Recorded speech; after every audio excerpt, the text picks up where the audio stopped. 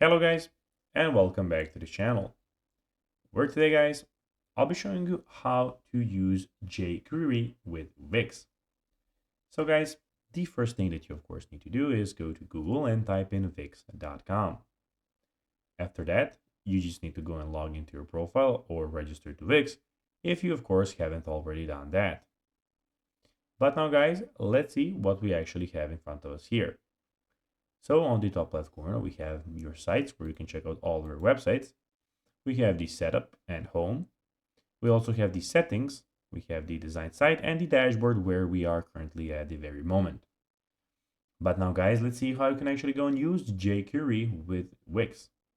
So it is pretty simple and you just need to go and follow these few steps to know how to do it in no time. Well, unfortunately, you can't use jQuery directly, but alternatively, in the dollar mixin is very similar to jQuery. So $W mixin is similar.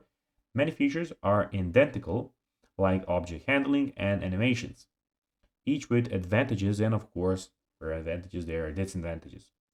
To implement work with jQuery on the site, then go of course and check out the $W mixin, which of course can help you as I already told you. So guys, that will be everything for this video. I hope that you found this video informative and entertaining, guys. If you did, don't forget to like this video, share it, subscribe to the channel, and put the notifications on, as guys, this really helps us grow our channel. So if you have a few seconds, it would be pretty cool if you could do this for us. So guys, as I already told you, I hope you enjoyed this video, and guys, as always, I'll be seeing you in the next one.